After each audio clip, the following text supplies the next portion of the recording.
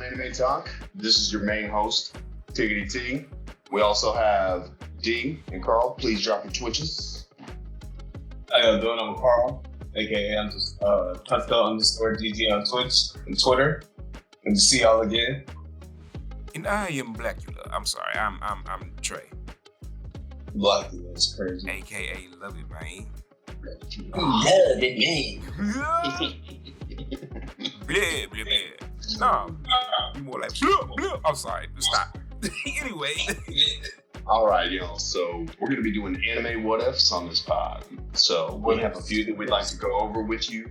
We have one for Naruto, one for One Piece, one for Dragon Ball, one for My Hero Academia, and one for Demon Slayer as well. And then we're going to be going with our anime question for this episode, which is, what is your favorite breathing style? Carl, let's start with you. What's your favorite breathing style from Demon Slayer?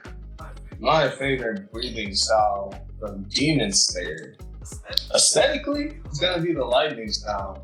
I like the speed. I would love to see some of the other lightning style techniques, but watching Zenitsu use the thunderclap and flash over and over again at 8-fold it's so cool. It's so cool. But it's also evolving though too. Like it's not just a normal. It's not like what it started out. When it's evolving. It's definitely on some other stuff. He's probably got like 1,000 level now, where it's like just max. He takes one step on some Ultra Instinct Goku stuff. It's like in your face. For me, Zenitsu dropping down into the Infinity Castle and just cool. I got my sword. Oh, I'm gonna wreck all of you. That fight with his brother is about to go. I'm so pumped. I'm so excited for that to come out in the movie. Like, bro. Absolutely. D, favorite breathing style? I think I would have to go water style. I mean, I like the wind style as well, but I haven't seen a whole lot of it to really gauge it more. But the water style, I've seen shit tons of, and it's immaculate, bro. That's the exact word I'm looking for, bro. It's like it's just so smooth. It's like Chris Brown just dancing across the stage and just drop kicking somebody in the chest. Chris Brown is crazy. On some Usher stuff, just glide. Yeah, just glide on through and drop a cherry. Have y'all seen the game? Have y'all seen the game? No. Video game? Demon Slayer video game? Oh my god. I just watched a video on it, just watching how they translated the breathing styles and the moves into the characters in the game. It's visually really.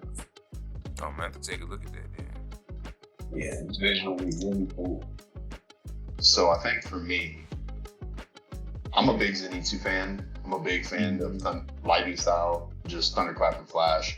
But if I had to pick an all-time favorite, it's specifically Giyu Tomioka's water style. And the reason I specifically say Giyu Tomioka is when you hear this man say dead calm. Yeah, dead calm is wrecked. Yeah, and dead calm is cool. So just go ahead and hang it up.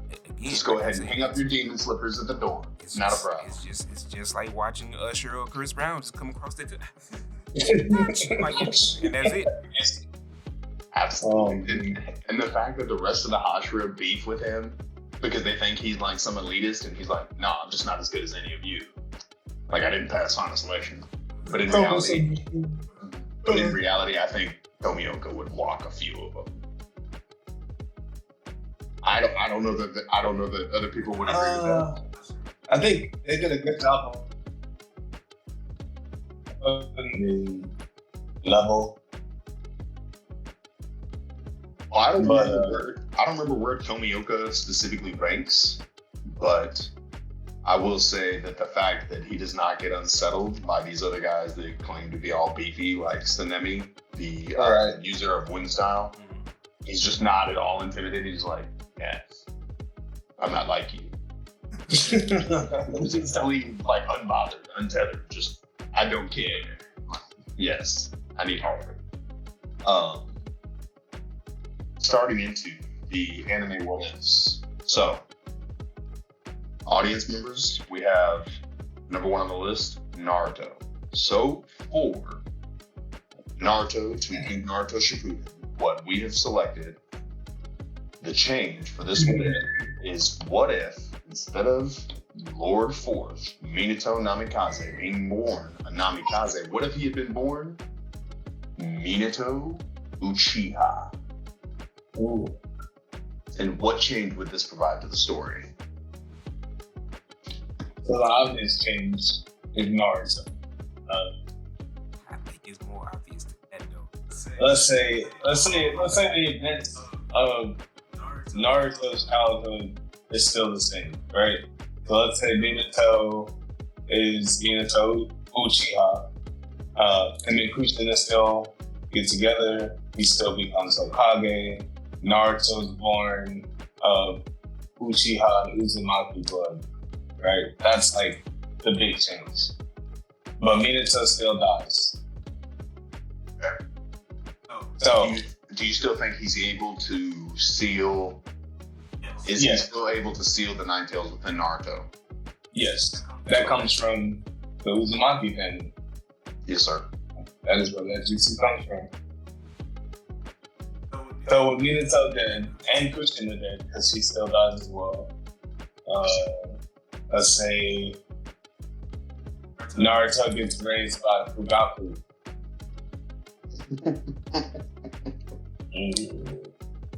From the same household as Sasuke and Itachi.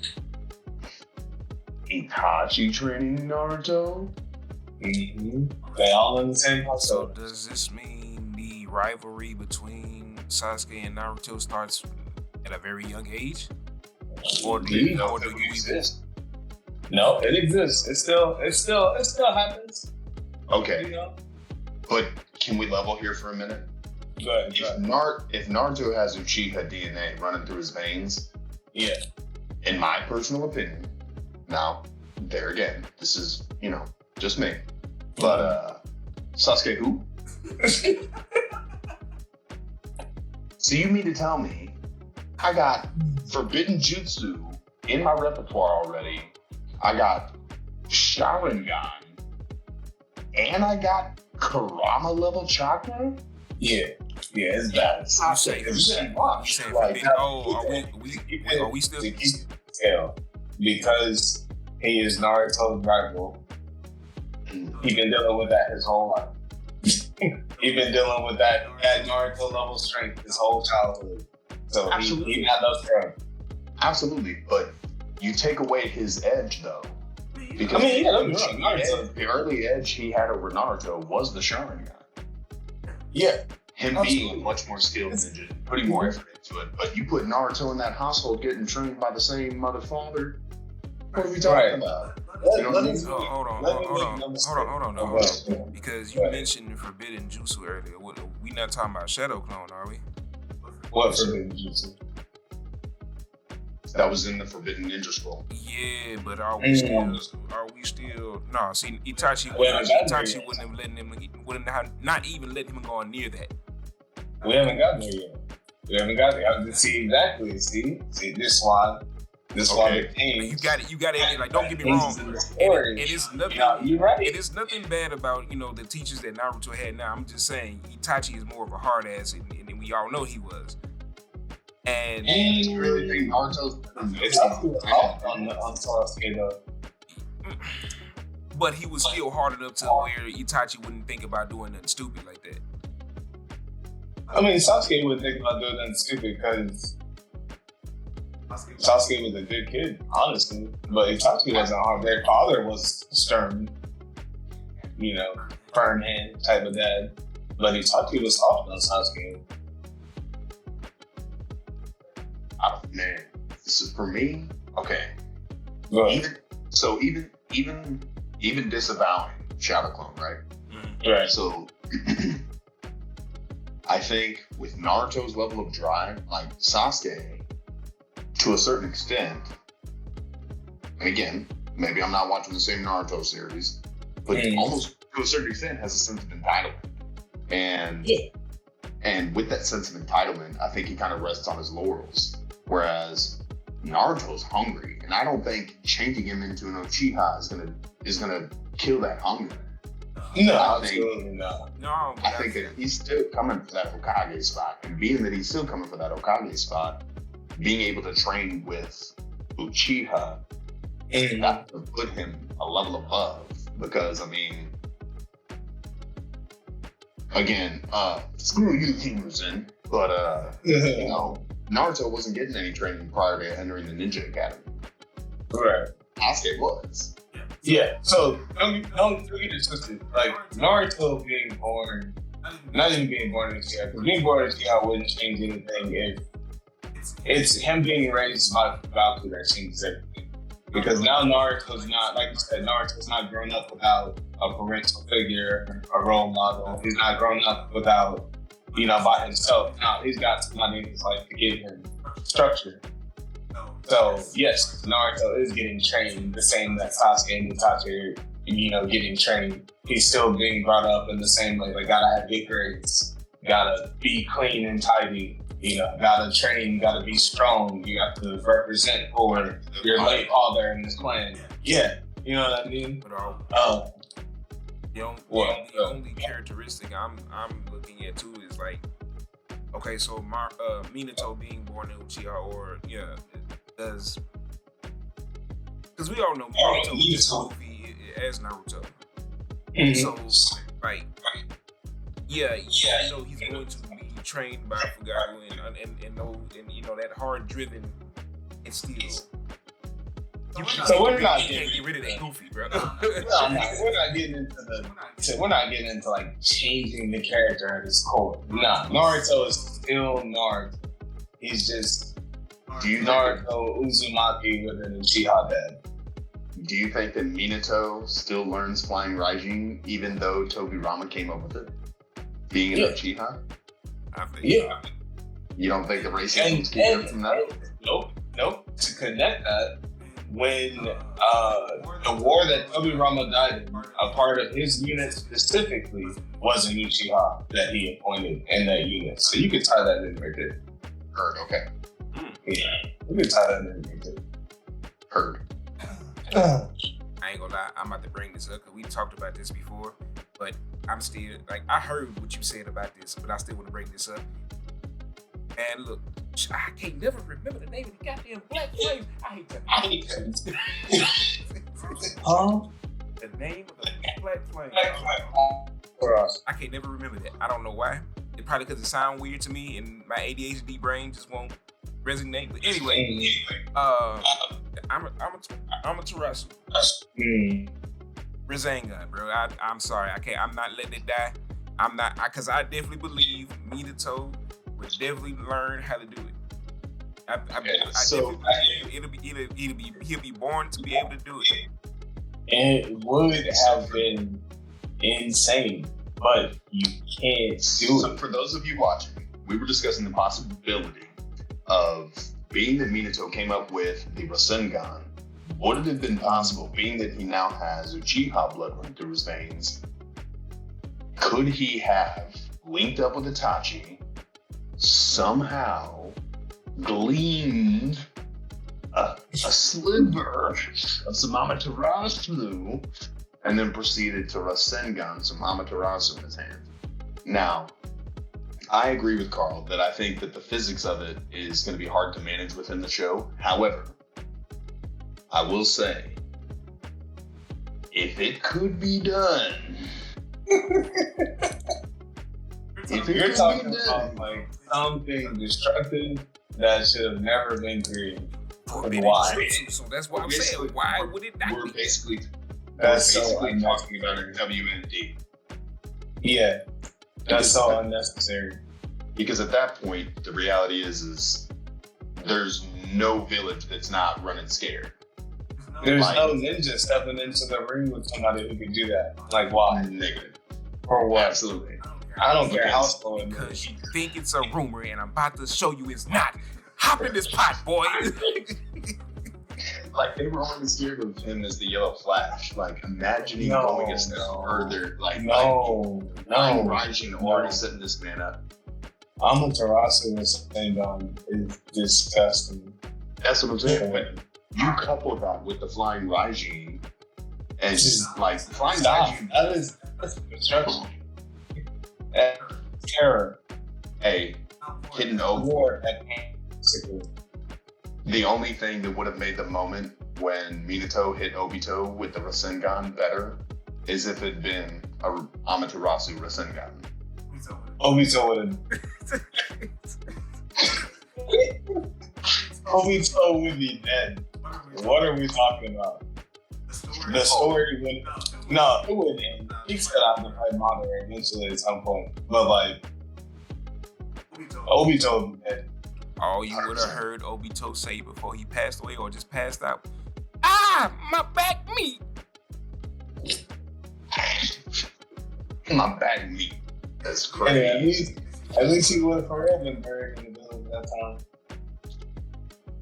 That's fair. That's fair.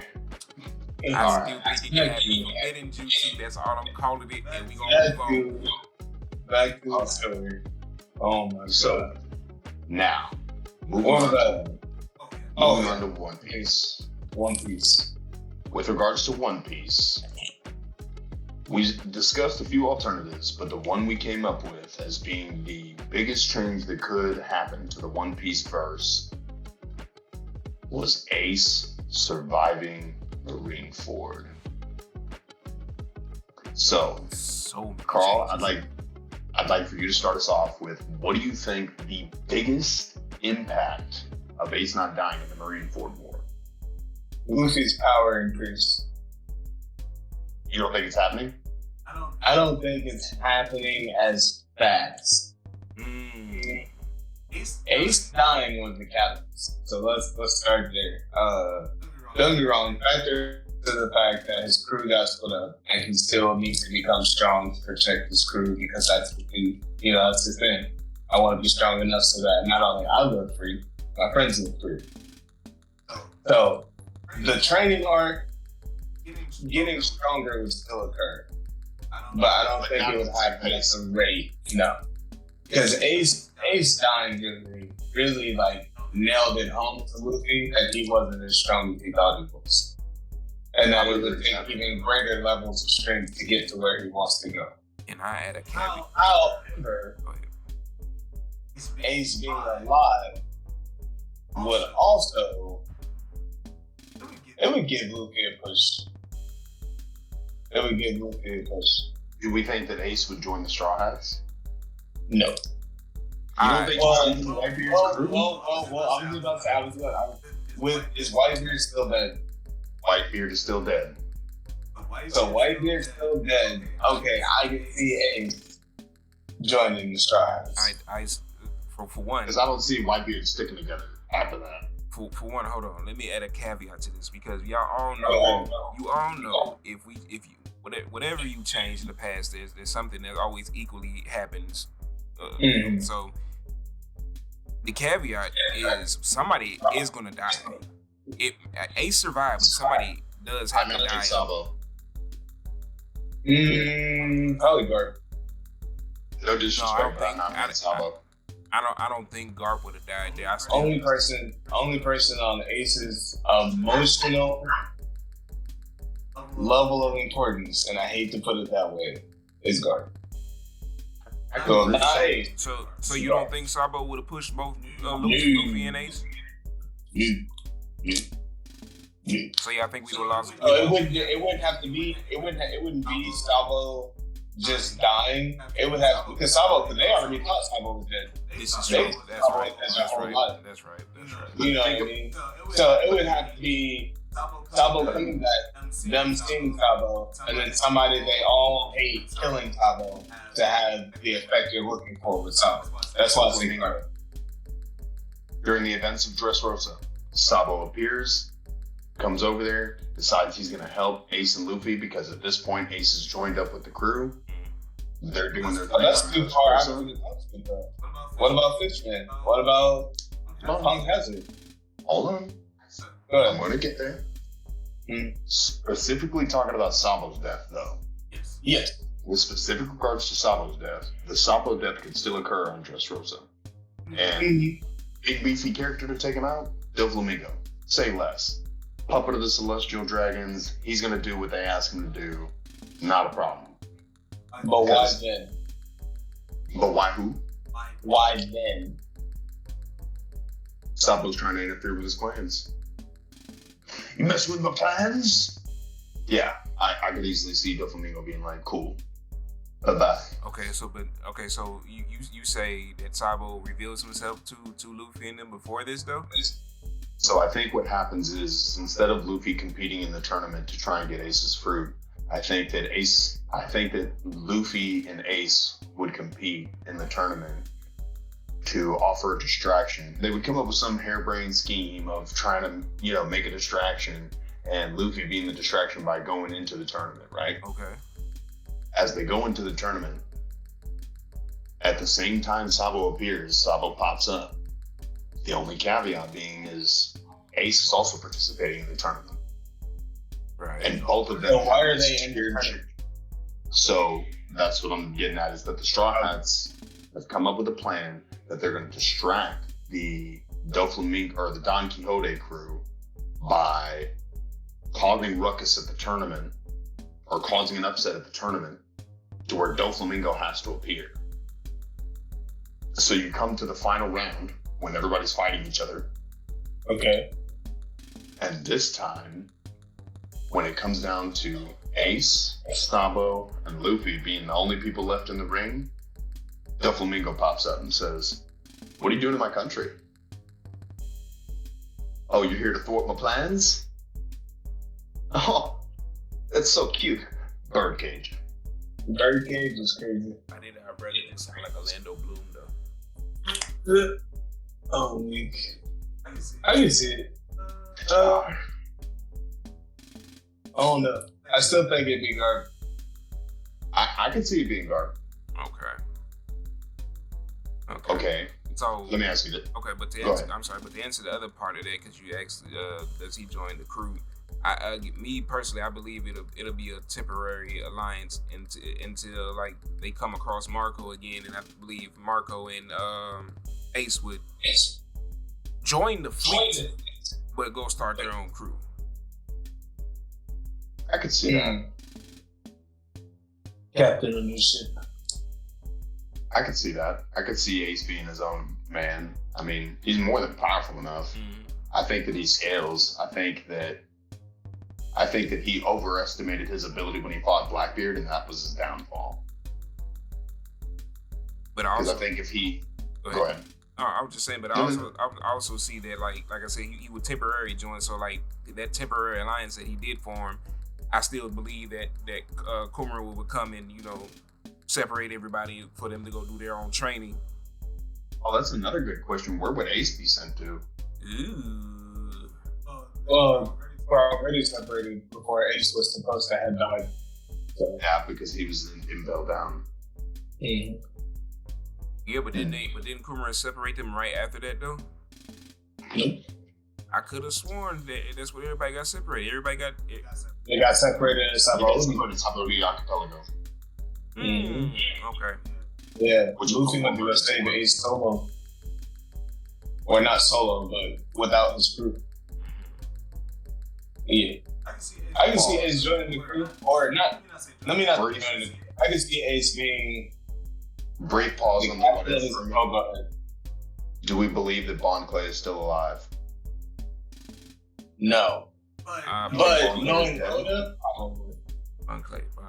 That's still the face switcher, right? Yeah. Hell yes. I don't think Bon Clay is dead. I think that's too important of a character to kill off screen. Plus, Oda's never really been known to kill off characters like that. Yeah. At moments where they should have died. He's not sparing us any heartache. Yeah. Oh, Bon Clay, man. What a He really is a good friend. Like, what a guy. The best friend Luffy could have. Like, nah, I'm gonna stay in lockup. You go ahead, Luffy. He went through the trenches with my boy. Somebody theorized that if they do break him back into the show, he's going to be pretty much the leader of that whole level where Ivankov was. Like he's gonna be the one that takes over that whole level. Probably. I can see that. Because I can see him using his face switch ability to like assume the face of the guards and trick the warden. Mm-hmm. So yeah, that was interesting when I heard that little bit of what if. I'm not gonna lie. I'd be kind of embarrassed if I was Kaido, because my man, the warden from Impel Down, put the whopping on Luffy. Like nothing. Kaido's over here struggling, riding the struck. Now, granted, Luffy's trained since then. I'll grant you that. I'm about to say Luffy couldn't miss hockey back then. 100%. Because Luffy now, Magellan's.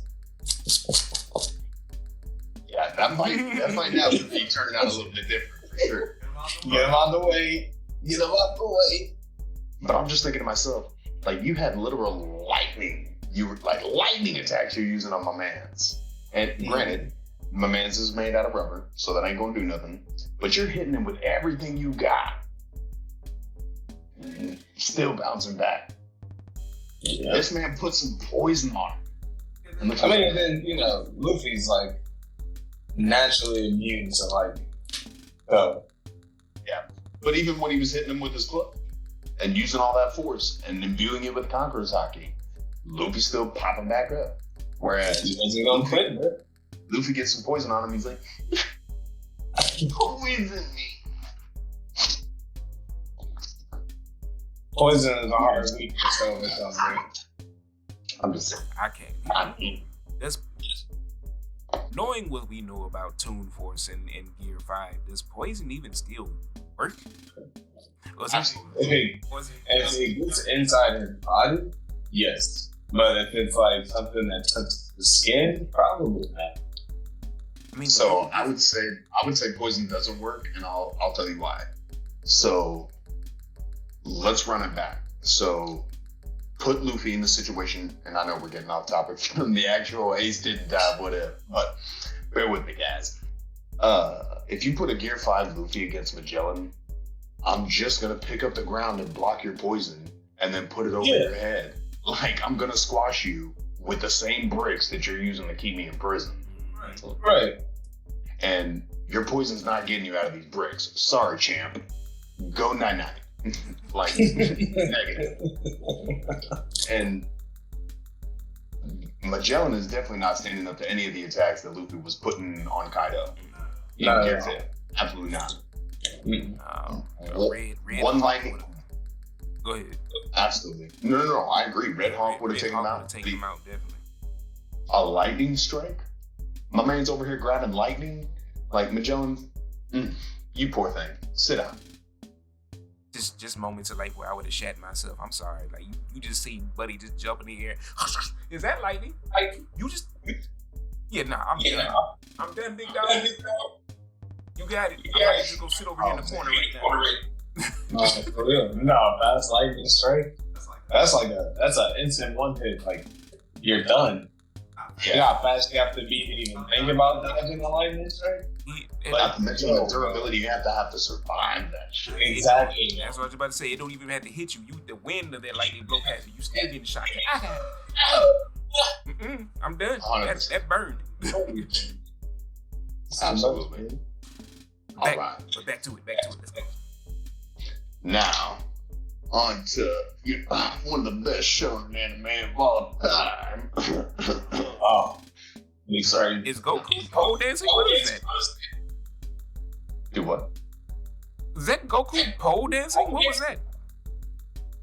Oh no, it's just a fighting stance. Got it. I thought I saw a pole stance. Man, I was wondering why. I was wondering why Goku's face like he was like, you watching? Hey bro. That's crazy. Hey bro. We gonna talk about that another day. Anyway. Say that for a different time. So starting off with our Dragon Ball What If. So we ran through a couple different alternatives, but I think we came up with the right one. Reviving the Son Goku family. And I don't mean Chi-Chi, I don't mean Gohan, I don't mean Goten. I mean Gine, Bardock, and Raditz. And how would we accomplish it? And I think what we came up with was reviving during Dynamic Arc. Yeah. So I think Gohan miswording his wish with Dende misinterpreting it, possibly being the language barrier from English to the next. The words don't line up one for one. Exactly. So that being the case, for some mistranslation, Goku.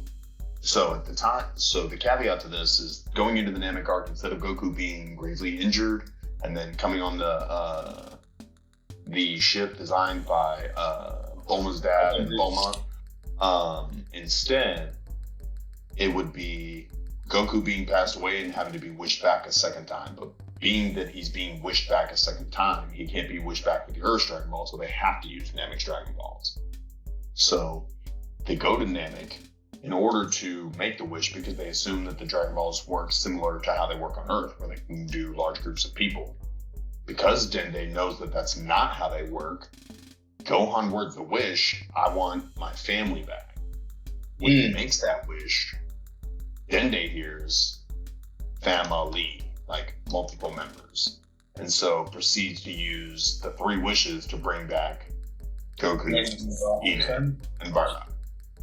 I think Raditz comes back in the Android Saga, absolutely, because I don't see Bardock being there and not wanting Raditz there.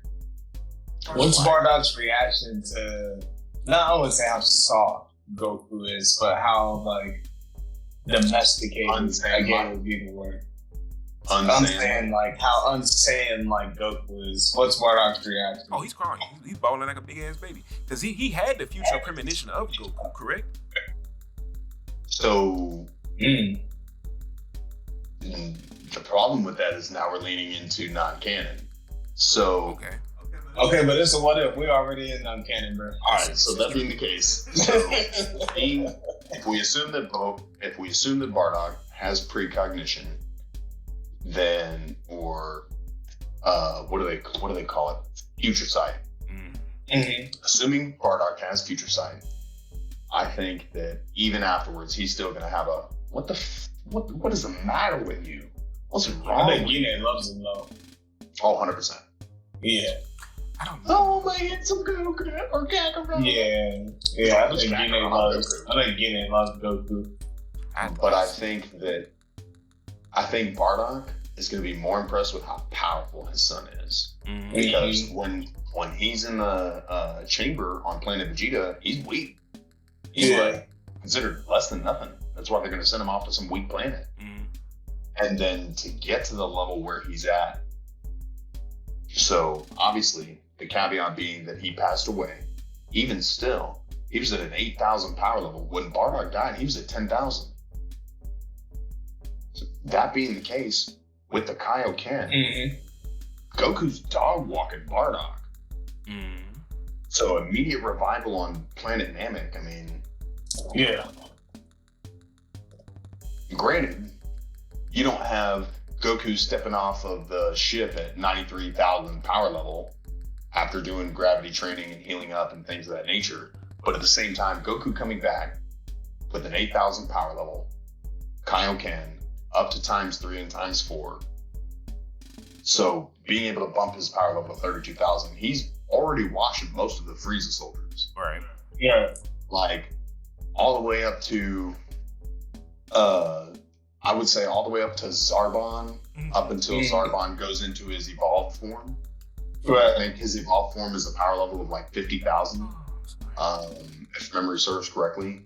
That being the case, I think that you're going to see a Goku and Bardock go and get the potential unlocked.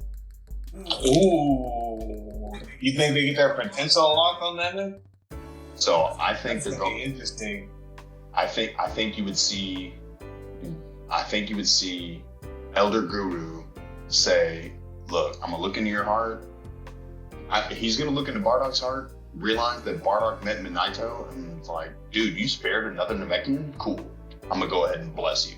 Blessings, brother, blessings. And then Goku, oh, you're his son? Oh, and you're a kind-hearted Saiyan? Blessings, brother, blessings. Blessings. And Gohan, Krillin. Seeing what having their potential unleashed did to Gohan and Krillin. You do that to Goku and Bardock, and tell me they're not going Super Saiyan? You sure about that? Okay, that is. I still think something tragic happens for them to go Super Saiyan. I still believe that. I mean, Krillin can still die. I think Krillin dying still turns Goku Super Saiyan, but I think for Bardock, it's gonna be him channeling his Saiyan pride, watching Goku fight Frieza. Mm-hmm. And then the first time Goku's about to let Frieza off the hook, Bardock's gonna pull up Vegeta and just killing your big bang attack. 100%. What's Vegeta's reaction to seeing Bardock? Ooh, I think. If Bardock gets his potential unleashed, I think Vegeta's gonna be butt-tick. Because this changes everything. This changes like how this changes how the Android side goes. This changes how the Cell game goes down. Because now Cell has to find 4 Super Saiyans now. Well, for one thing, I don't think Vegeta's gonna get the opportunity to let Cell go Perfect Cell. If I'm being honest, I don't think that changes. You think that changes this time around? I don't think Bardock lets Vegeta live. I think he lets Vegeta live, but I think that there's definitely gonna be animosity there, because Bardock's gonna be like, yeah, you're the king's son. Shut up, bitch. And then wait, what's the beef with the king? So the beef with the king is that King Vegeta didn't want to listen to Bardock when Bardock first approached him, telling him about what Frieza's plans were. And so he ended up thinking that King Vegeta was actually in on wiping out Saiyans. Wow, I didn't know that. I guess I missed that little tidbit of information. But y'all saw me make this face earlier. This was because y'all mentioned the Android saga and bruh. So do we necessarily need future Trunks coming back, or did Bardock already see this about to happen? Okay, well, we're not changing, like, I'm just saying. Okay. Those major events. I think we don't know about the Androids until Trunks shows up. Yeah, I see what you're saying. You know what I mean? So, but I still think Bardock probably has to be even more confused. Trunks to be like, why are there 2 Gokus? Because if Trunks comes back, tells us about the androids, and Goku gets sick, but now there's Bardock, and is Raditz on Team Goku? Holy shit. So if Raditz is on Team Goku, so there's Bardock and Raditz to replace Goku until he comes back. So I'm glad you and Vegeta and Trunks. So the way I see that panning out is, and Gohan. I see, following the events of Namek, obviously Gohan and everyone else still gets to Earth. How they get to Earth, I think that Gine is going to be finding to go to Yardrat. Well, that's what I'm getting at. I think Gine ends up finding a ship for Bardock and Goku because they're wearing Frieza's ass out. Like, yeah, that's not even a question. Oh, and this is above Frieza. I meant to. This is obviously above Frieza. He's got to fight Goku and Bardock at the same time. So Frieza is him. Okay, let's not show no disrespect to Frieza. You know, he getting beat up, but he fighting Goku and Bardock at the same time. I mean, he's fighting him at the same time, but he's still getting washed. I mean, because Bardock with potential unleashed and watching his son. Okay, he fighting 2 Super Saiyans. He is fighting 2 Super Saiyans by himself. Bardock lock eyes with Frieza is instantly him going Super Saiyan. Not just him being encouraged by Goku. Like the moment he just lock eyes with Frieza, it's I killed you. I'm talking about the start of the fight. It's already on some. He's about to hit a new level because his rage is just not ending. So I think for me, the way I see the events of Namek, the final battle with Frieza unfolding, with Bardock and Goku both fighting, I think how Bardock gets led into the fight is this. So I think the fight still happens as normal with Krillin getting killed, Goku going Super Saiyan, deciding to wax that ass. Right. I think that his power level would be significantly reduced, but I think he's still on par because of the 50 times multiplier. And obviously having his potential unleashed, assuming that condition is met. I think that Goku would fight Frieza at 100% to a standstill and say, we don't need to do this anymore. Like, we can go our separate ways, bro. Like, you'd be a great sparring partner. And then Bardock's gonna be like, I'm sorry, did I just hear bitch? Because it sounds like you're trying to wuss out of this fight. And then Bardock proceed to lay the smackdown on Frieza's candy ass. And Goku being like, why are you taking my fight? So it's basically going to be Resurrection F all over again. Just like Vegeta coming in and, go sit down, Kakarot. That's what I feel Bardock's going to do. But with regards to Raditz, so I think how Raditz ends up coming in is when Gine scoops Bardock and Goku up in a Frieza ship that was planning to meet up with the Ginyu's crew on Yardrat, right? So circumstantial, but somehow they also make it to Yardrat. So you have Gine, Bardock, and Goku all training on Yardrat. During the events of that, Bardock and Gine are not geriatrics. I don't see them being celibate, so I definitely think we're getting another sibling for Goku. Okay.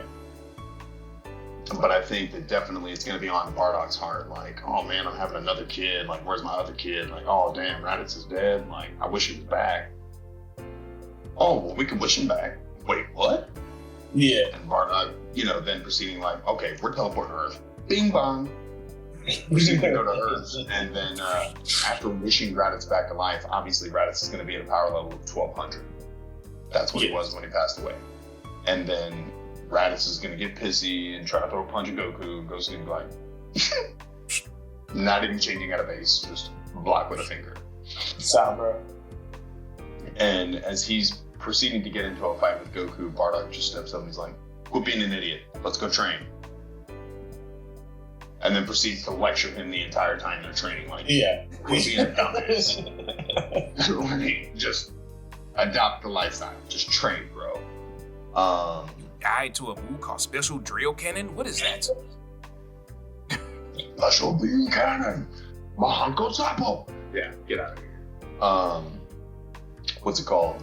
I think that Raditz would eventually get over himself and realize that, like, cool, I recognize Vegeta and Nappa were dumb. I should have been training this whole time.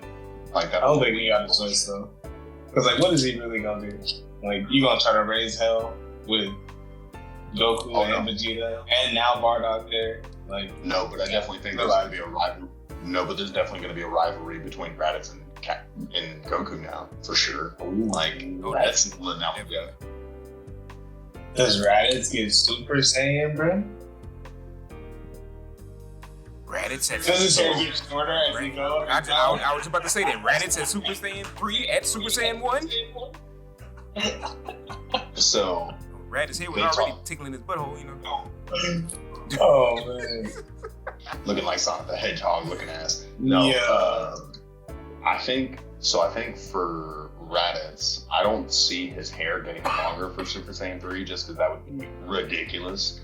But I think that I definitely would see him being able to achieve Super Saiyan, but off of the work that had already been performed by Bardock and Goku. Like, learning it that way. I don't see him getting angry and achieving it. You know what I mean? I think he's going to have to be under Bardock's wing for a significant amount of time.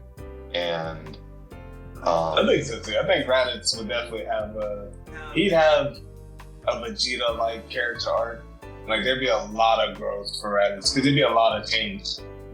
There'd be a lot of change for him. But it would be a bit different because his dad is there. I mean, yeah, he'll have more help. Yeah.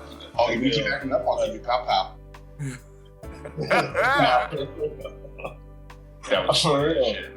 I'm just saying, Bardock looking Raditz in his eye, be like, you want me to Yeah, say? I think he'd have the help for sure, and so it would help the transition a lot. But I still think it'd be a long road for him.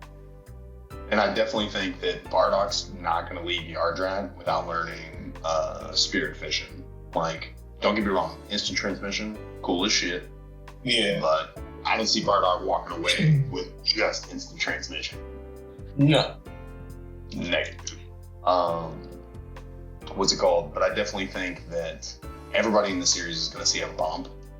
And I definitely think that the time where you had Gohan in between the events of the Cell Saga and the events of the Buu arc, I don't think you see that inactivity either. Because I doubt very seriously that Bardock's just going to be like, yeah, it's okay if you don't train grandson. He's going to be like, what are you saying? Like on some Vegeta type shit. Like, I just came up with a very silly idea. Not just him, rather. Yeah. I just came up with a very silly idea or moment. So, since we're all talking about this, can you imagine Bardock and them being in Daima? Like, watching Goku and them revert? Because, I don't think they would be reverted. It'll literally just be Goku and them get reverted still. And Bardock's like, oh, look like I get to raise you again. Oh my god. Turn number 2. No. Turn number 2. Okay, so for me personally, I couldn't imagine that. Okay. Being that you put it in that frame of mind, I'll just put it like this. So, with regards to, like, say Saiyans were real, right? Okay. If I was a Saiyan, I could not imagine raising a 5-year-old little Super Saiyan. Like, I'm not dealing with a little Goten or Trunks. Pineapples. Because you mean to tell me you got those kids running around picking up cars? And I'm not supposed to, like, want to put them in the concrete every day? Nah. Exactly. Bro, Trunks with his I love I'm talking about every time we open his mouth. But we've already talked about like different techniques from Dragon Ball because I'm trying to slowly assure I'm into it.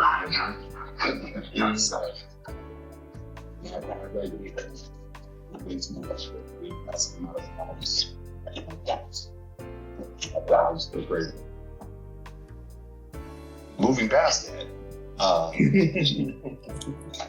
think that you have lost my train From Trunks raising a 5-year-old Super Saiyan. So, it's Tyler about this because I'm trying to turn it for Dragon Ball.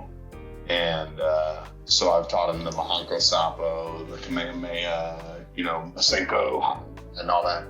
So all that to say that if Tyler was out here just doing Kamehameha ways, I'd probably have to seismic throw him.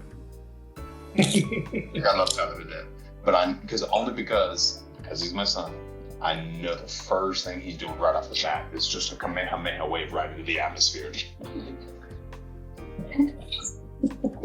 I can make it bigger than that. Oh my. Oh, that was. All right. Having spent this much time on Dragon Ball, moving on to the next anime up for discussion. My Hero Academia.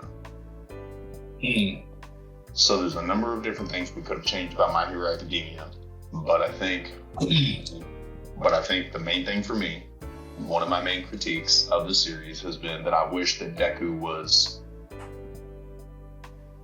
more I don't want to say more ambitious because he's ambitious because he wants to be the number one hero. He wants to fill all my shoes. But I would say maybe slightly more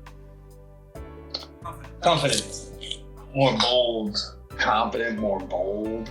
I think he just slightly adopted the Stain ideology even just slightly, I think specifically the arc it would have changed is during the Vigilante Deku arc. I think that Deku's seeing villains like Muscular and the fact that they're just bad and want to be bad for the sake of just wanting to be bad. I think that's going to put it in Deku's mind like, cool, there is just some people I can't save. So you can either submit or die. I am the quirk god. I have 9 quirks, or excuse me. Yes, no. Yes, no. Yes. 9 quirks, and I'll shove them all right up your poop shit. Not all of them.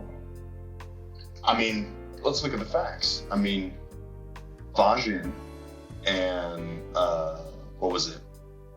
Fajin, One for All, and Float. I think it was Fajin, One for All, and Float that he used to defeat Muscular. Because he uses strength from One for All, he uses Float so that he can glide along the water, and then he uses Fajin to build up strength so that he can use Foe, Foe 100%. In that moment, he was more than strong enough to pierce Muscular's chest with his fist, and he just decided not to. With that being understood, that level of strength, the only thing holding him back is his morality. And if you decrease that morality, even just a little bit, just a little bit, villains don't stand a chance. I agree. I think with that assembly of quirks. Go ahead. I think with Spain's mentality, that whole, you're all a bunch of fake heroes. You guys need to learn to be real heroes. There's only one real hero. Deku would kind of take that stance with villains and be like, you all suck. I don't like any of you. And because I don't like any of you, I'm going to crush you all. And I think he's going to take a different mentality with All For One and Shigaraki. I definitely don't think we're coming into. We're definitely not coming into the final battle with, yeah, Shigaraki, I want to save you, Tenko Shigura. Negative. Deku's going to be like, listen, Shigaraki, I will puppet you. This is the last time, bro.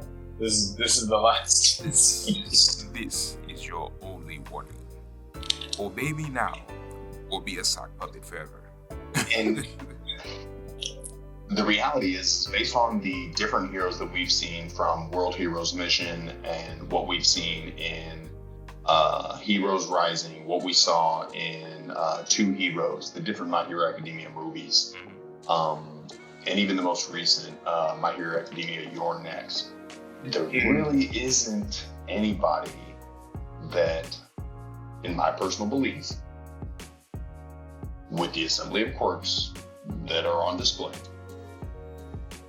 that's even really putting up a remote fight if Deku just fought with his limiters off. Like, if Deku was just to decide, like, I want to end you, you're done.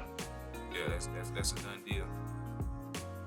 Because I'm going to restrain you with Whiplash, and then I'm going to use One For All to knock your head off your body. So, what's it like to be the headless villain? I ain't gonna lie, I picture him doing more like some Batman stuff, like just use the smoke screen and then just gear shift and start knocking people's heads loose. Oh man. Just like Deku would be a problem. Deku would be a problem. Yeah. Decided to just flip the switch and be like, yeah, being a hero ain't for me no more. And really, I feel like that would really fix my main problem with My Hero Academia, because my main critique about it is just that I think that I didn't want a golden NC. I don't. I want somebody who's like, these hands are ready to eat for everyone. What's popping? That's what I want. I just like Yuji Itadori. Cool, you're about being bad? Cool, I'm about hands. Yeah. Square. Yeah. Because Yuji's a good guy, though. But Yuji's also like, oh, we're going to scrap? All right, scrap. That's definitely his. But, That's definitely his. But Yuji's not trying to save nobody evil. Nah. Oh, you're evil? Cool. You're getting stung. We're gonna catch this 3-piece and this Black Flash. We gonna call it a day. Mm-hmm. Oh man. Alright. With My Hero Academia being covered, moving now on to Demon Slayer. Demon Slayer. With Demon Slayer, we flirted around with the idea of doing role reversal between Nezuko and Tanjiro, Kamado, but instead decided to go with a different ending to the Mugen train arc. So instead of Rengoku dying to Akaza, we have Akaza escaping, but Rengoku narrowly surviving, either through, as DeAndre made mention of, possibly just a slight miss, either due to Tanjiro knocking him out of the way, or Akaza's aim being off, or possibly even, Shinobu, the insect Hashira, making it on side, being able to perform, triage right then, being able to save his life until he's transported to be able to be healed at the Butterfly Mansion. At the Butterfly Mansion. I believe Rengoku's coming back with a vengeance, because even Akaza said it himself. If Rengoku lived a little while longer, he'd probably be ready to take on everybody. Mm-hmm. And Rengoku already at his young age was a monster. And as I'm not familiar with the rankings of the Hashira, I would put Rengoku against Sanemi and winning. I would put Rengoku against even the missed Hashira and winning. Muichiro wasn't stronger than Rengoku. I think Rengoku, in terms of like physical strength, Sanemi is the strongest. That's without question. That's like, none of them are fist fighting him and winning. He's the strongest. But in terms of like Sanemi, the Stone Hashira. Oh, okay. Yeah. The Stone Hashira is physically. Stone Hashira is training Uzumi. Tengen's the Sound Hashira. Yeah, what did you say? Stone. Oh, Stone. Oh, you're talking about Yome. Yome is physically the strongest. Yeah, he's a different beast. He's a different But swordplay strongest. I think Rengoku was the strongest. Well, And Muichiro, maybe Shinizuka was second. See, I just don't put Sanemi in. I feel like Muichiro being able to take on Obanai and Sanemi at the same time. They were just far. Huh? Yeah, they were just sparring, but Sanemi and Obanai both said, like, in order to make it fair, we've decided we're gonna both attack you. Absolutely. Absolutely. To be 14 years old and putting in work on grown men is like, who would? Yeah. But I think that the Hashira training arc significantly changes. I think that the Swordsmith training arc, goes significantly differently. I really think everything is affected. And to be fair, I think that Rengoku surviving further motivates Tanjiro. I don't think it's a hindrance to him. I don't think he loses motivation from Rengoku dying. I think, if anything, he gets earlier Hashira training by becoming He becomes Rengoku Suguko, for sure. Absolutely. So let's think timeline on the injury. How long is Rengoku out? Is Rengoku back for Swordsmith Village, or is he back for Hashira training? I honestly think he would end up being back for Hashira training, or be right at the tail end of Swordsmith Village. So I think what I would see being conceivable is them doing to Rengoku what they did to Rock Lee and Naruto at the end of the Chunin exams. Okay. Like, so he's going to be limited. He's going to be oh, is he going to be able to come back? This is that. And then it's going to be a big surprise. Bam, look, I'm Rock Lee. I'm back, bitch. So I think Goku pulls up and he's like, yeah, that's right. I've been training all these other Subuko and now I'm back. So what's up? What's popping? What's popping, Muzan? You better get you. Training for sure. Yeah. I don't think he's there in time for the Swordsmith training arc, but I definitely agree. Hashira training arc, he's back.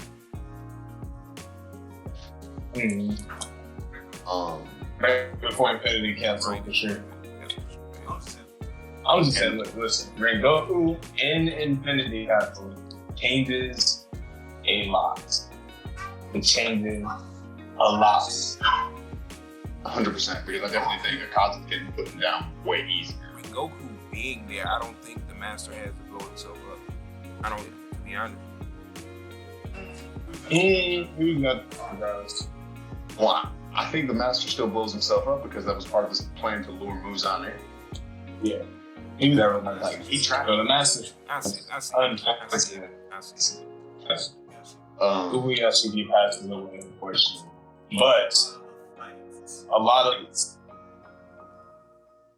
don't. 100%. I think that Rengoku is better able to lend aid, as well as having an additional person there of Rengoku's strength level. And granted, based on the color scheme, we already know who survives and who doesn't. And especially if you've already read it, you already know who survives and who doesn't. But that completely changes.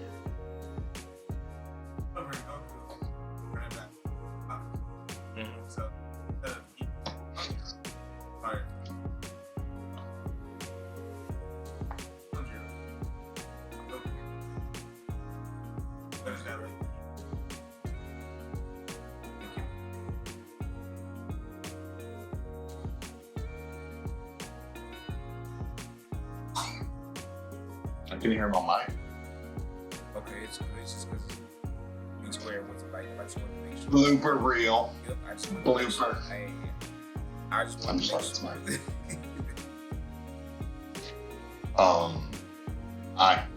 I definitely think Rengoku's gonna run it back with Kaza, and that fight would be so anticipated. I think like that would break the internet. Yeah. Rengoku get a rematch. And there's no way Rengoku's coming back weaker than he was before. Oh no! If he's coming, Nah. This is the world of manga and anime. The power up comes after serious injury, especially if you're still in fighting we're getting condition. Zenkai. No, I'm just kidding. Yeah. Only reason Tengen's not coming back is he's not really in fighting condition anymore. Yeah. I mean, You he know, moves limbs. You lost a limb, almost lost an eye. Like, nah, he's chilling. But Rengoku, he coming back with a 100%. vengeance. Having finished Demon Slayer, moving on to the anime recommendation for the week, we have Solo Leveling.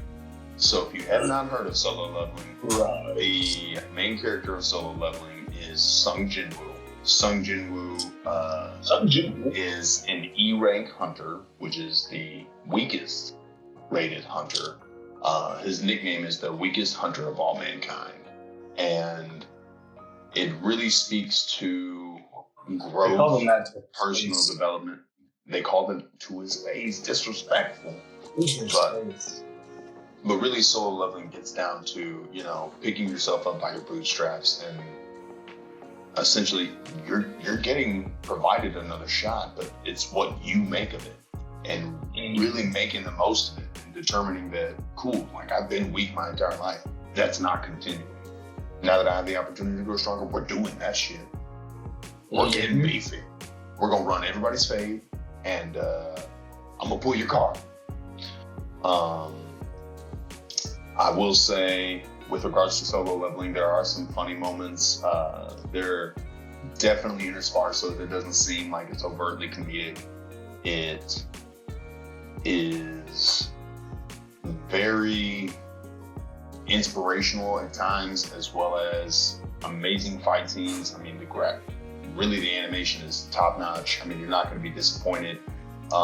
It is 12 episodes in the first season, and the premiere airs for season 2 on January 4th of 2025. That's so soon. It's kind of so fast, yo. Like, I think 2 weeks. 2 weeks, and we'll have season 2 of Solo Leveling.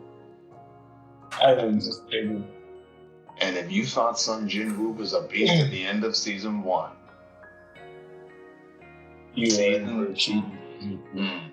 season 2, we're going S rank, baby. It's about to get crazy. We're about to embarrass the S rank hunters of Korea. Like, oh, you thought you were that guy, pal? You thought you were the weapon of all mankind, Chai Jong-in, or whatever, the leader of the Hunters Guild with the rings on his fingers. And you're a joke, sir. Sit down. You are the voice of Whis. Simmer down. We can't take you seriously.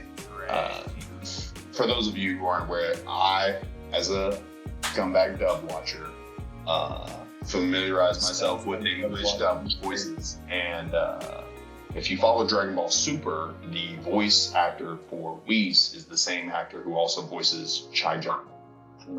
So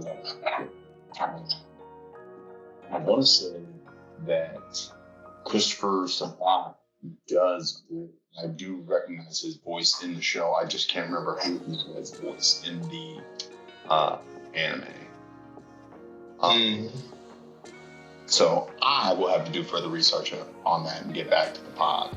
But you will not be disappointed. Solo Leveling is 12 episodes long. The episodes range about 30 minutes. Really, like 24.